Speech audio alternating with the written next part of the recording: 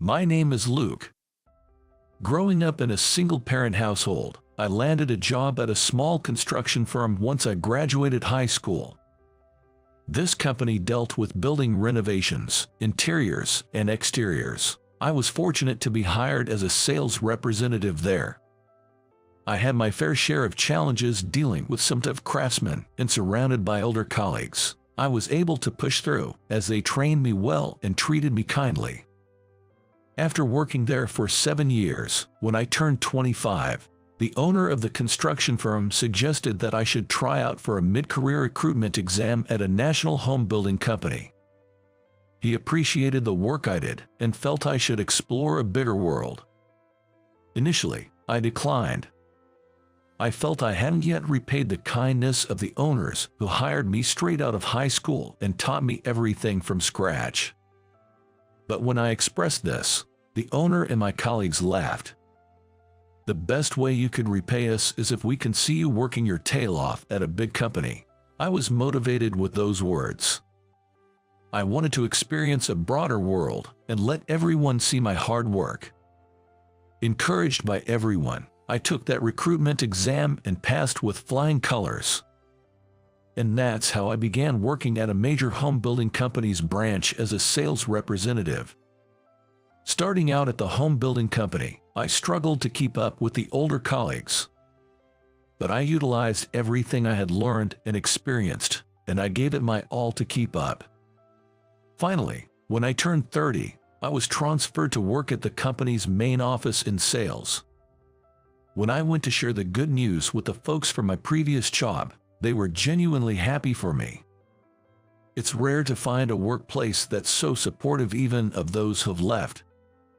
I was blessed to have such a wonderful workplace.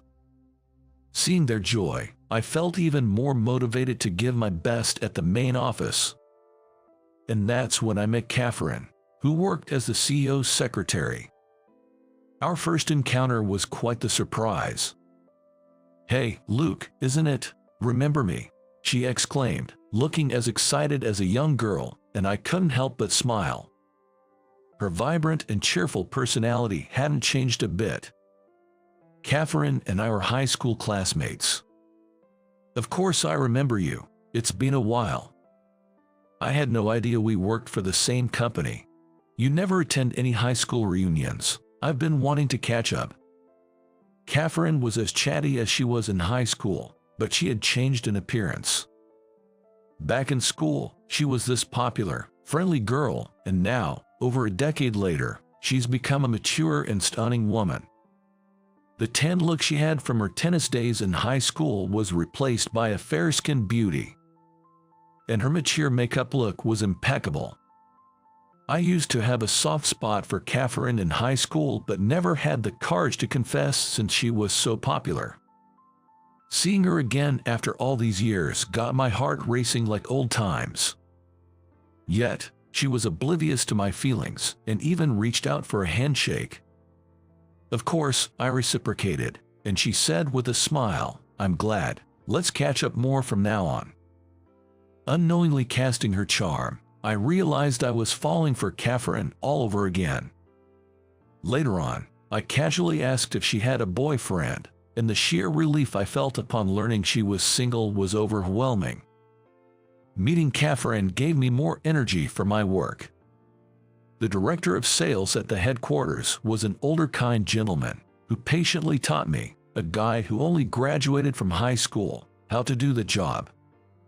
However, that all changed one day. It was about a year after I joined the sales department at the headquarters, around the time I was thinking of confessing my feelings to Catherine.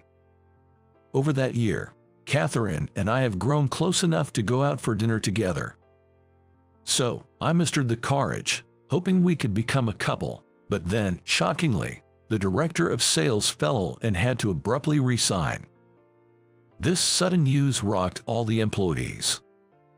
And then, a guy named John, who had previously been a manager and graduated from Harvard, took over the department. This turn of events wasn't good for me at all. In the headquarters sales department, most of the folks around me were college graduates and competent. Among them, I was just a high school graduate who used to work at a small local construction firm. John had this elitist view, putting too much value on higher education. He had often thrown unkind words at me. "You sure you're in the right place? We don't need high school grads here. And don't get too comfortable just because the director was nice. I won't acknowledge you," were the sorts of things he'd whisper about me. But the fact was, being just a high school grad, I couldn't keep up with my colleagues. Still, I gritted my teeth and persevered. John wouldn't say these things in front of the former director, and on the surface, he didn't assign unreasonable tasks to me. That's how I managed to endure it. But with the director gone and John at the helm, his attitude towards me might become more overt, and I was really worried about that. Sadly, my worries came true. Ever since he became the director, John's bad attitude towards me intensified. "He's too slow, dead weight of the sales team. This is why we shouldn't hire high school grads." He'd say these things even in front of others. He'd clearly pile on more work than I could handle, resulting in endless overtime. Many times, he'd give me urgent tasks right before lunch, leaving me with no time to eat. Work used to be fun, but since John took over, my stress levels skyrocketed. During these tough times, Catherine was my pillar of strength. I felt pathetic about my situation and hadn't told Catherine about the issues with Director John. But maybe she sensed something from the way I appeared at work. Always cheerful, she'd invite me out on weekends to take a break, gift me energy drinks, and sometimes even bring me lunch, saying I made too much.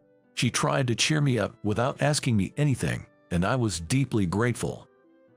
I honestly think that I might not have continued working there if it wasn't for her. For me, the only time off I had at work, other than seeing Catherine, was taking breaks. It was about heading to the smoking area. I don't smoke, and neither does John. So, he would never come to this area. There weren't many smokers at the company, so it was mostly empty. For me, it was a haven. "Hey, you are here again today." The one who greeted me was an older gentleman I'd met at the smoking area. A dapper man in a sharp suit. Despite being much older, he was very respectful and gentle towards a younger guy like me. He told me his name was Robert, but he never revealed his last name or department. I was curious, but on the flip side, perhaps because I didn't know his department or position, I realized it might be better not having to tiptoe around him. I stopped prying. "How have you been lately? Are you getting along with the new director?" Robert asked me, as I shared with him how I was once again loaded with a ton of work for the day. Robert would always lend a listening ear. I shared about my challenges with John's actions, but when Robert asked, "That director is awful to you today too. Ever think about quitting?" I shook my head. I'm grateful to my current workplace for taking a chance on a high school graduate like me, who had little experience in sales. Folks at the construction company I used to work for said they wanted to see me out in the big world, hustling. It would be disrespectful to those who supported me if I showed any weakness now. Hearing this, Robert smiled warmly. "You're a good kid." Being called a kid at 30 was a bit embarrassing, but from Robert's perspective, I might seem like a young child or even a grandchild. I went on to share about my dreams. "I want to work even harder, let more people know and love our company. I want our clients to think they made the right choice, having me as their salesperson." After my enthusiastic declaration, Robert remarked, "I was once filled with such passion when I was young too. It's probably young folks like you who are holding up the company." Though his words felt a bit overly flattering, they were still comforting. It felt like I had gained another supporter in Robert. But a few days later, a crisis struck. John dumped a monumental error on me. But it was a mistake from a task that John had done himself. I didn't even know the details of the task until John pinned the mistake on me. Considering the error involved a major client, It could potentially tarnish our company's reputation. John's directorial position might be in jeopardy, I thought. But to my surprise, he shifted all the blame onto me and pressured me to resign. If I say it's your fault, then it is. You don't have to come in from tomorrow. For the sake of appearances, you'll need to take responsibility. A week of suspension and then you're out. Lucky you, you get to rest tomorrow. Take your time writing your resignation. Of course, I fought back, but to no avail. The rest of the sales team tried to gently tell John it wasn't my fault, but he was unyielding. It seemed my resignation was set in stone. When I saw Robert, I told him about it. To my shame, I think I was on the verge of tears. It's frustrating. Losing my job over a mistake I didn't make. I still wanted to give it my all here. Robert listened patiently, then patted me on the shoulder. It's all right. Everything is already in place. Just leave it to me. I wasn't sure what he meant, but I was too stunned by the recent events to ponder over his words. That day, I went home devastated. I couldn't eat or sleep during my week of suspension. Catherine called me numerous times and even came over, but I couldn't face her. I felt ashamed in front of her, even though she had always cheered me on. Understanding my feelings, she texted, "Remember, I'm on your side." Moved by her kindness, I couldn't help but shed tears. When my suspension ended, though I was told to bring a resignation letter, I didn't. I was determined to voice my grievances, even if it meant being fired. Wanting to talk to Robert, I headed to the smoking area. And there he stood, greeting me with his usual warm smile. As I was about to speak, Robert beat me to it and dropped a bombshell. "I have a favor to ask of you." Huh. I couldn't believe it at first, but when I looked into Robert's eyes, it didn't seem like he was lying. So, I decided to trust him and headed to see John. When John saw me, he had a smug grin on his face. "Lucky you, getting a whole week off. Took your sweet time with that resignation letter. Never had an undereducated subordinate like you before, but today's goodbye. Gonna miss ya." Looking down on me, I coldly replied to John, "I'm not quitting. I've been offered a position, so I'll work my hardest." "What? You talking nonsense?" Got too much rest and went cuckoo. Faced with John's disbelief, I relayed Robert's message. He asked if I could be the department manager. "What? That's not possible." John's shock scream echoed throughout the office. Then, Robert and Catherine appeared. "What's up with you two?" Annoyed, John glared at both Robert and Catherine. To that, Catherine made a shocking statement. "He is the current chairman of the board." Not only was John stunned, but I was too. As the story went, Robert had retired from the position of CEO over 10 years ago. He held the title of chairman, but he left the management to his son, the current CEO. Chairman. John was frozen in shock. I remembered hearing that John joined the company midway. He had come about 5 years ago, so he probably didn't know what the chairman looked like. The chairman had avoided the limelight, declining all photo opportunities. So many, like us, didn't recognize him. The chairman, looking at me, spoke kindly. "Catherine, my executive assistant, mentioned that there might be someone judging others based on education. There were also rumors of employees being treated unfairly by seniors, thinking that if the CEO got involved, evidence might be covered up or tampered with. I disguised as an elderly employee to gather stories from various departments. Being retired for so long, the younger folks wouldn't recognize me. Some veteran employees did, but when I told them the reason, they all kept quiet. All this time, I had been complaining about John's treatment of me to Robert, unaware he was the chairman. I truly meant it when I said I wanted you to be the department manager. The CEO is on board with this. We can't lose a talent like you." Hearing this, John turned pale. "What are you talking about? Manager, this is some joke. I can't handle that." "Well, You can always go back to being a regular employee. Your behavior has been quite inappropriate. We're considering demoting you. The execs are on the same page, so brace yourself." John was panicking. "I haven't done anything wrong. Everything was training."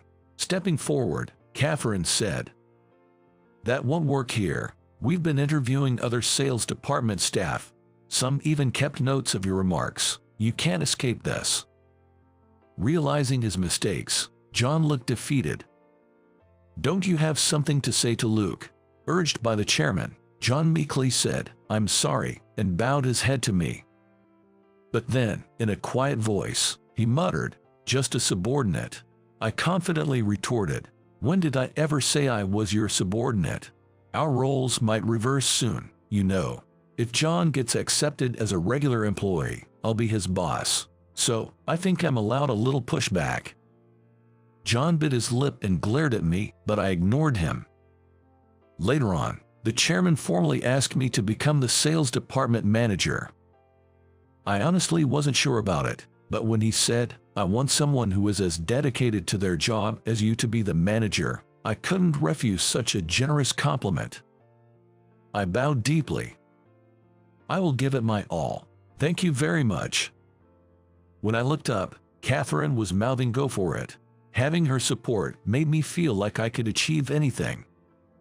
Later on, my promotion to manager was officially announced, and John was demoted to a regular employee.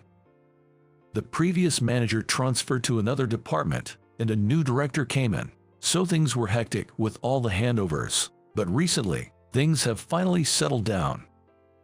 Around that time, Catherine made a feast for me at her home to celebrate my promotion. I took that opportunity to confess my feelings for her. Originally, I planned to do it a year ago, but with all that happened with John, it just wasn't the right time.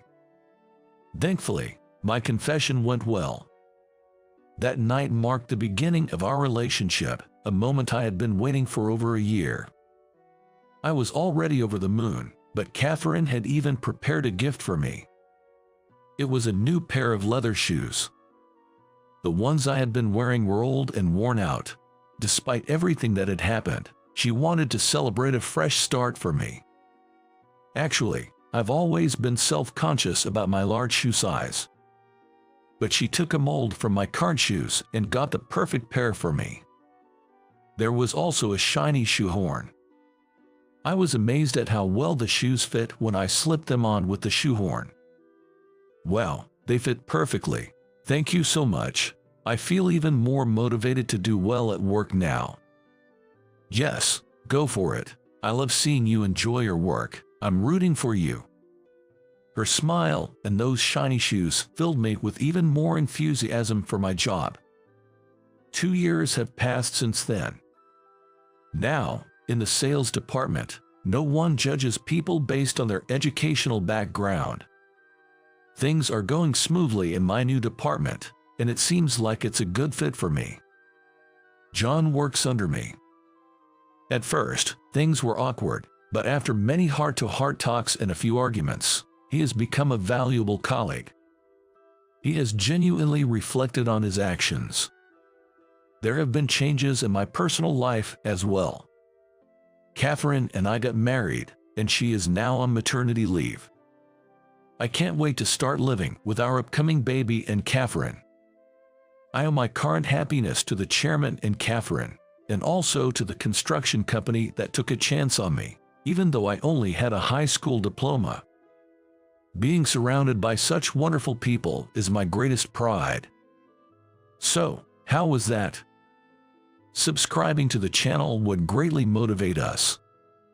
See you in the next video.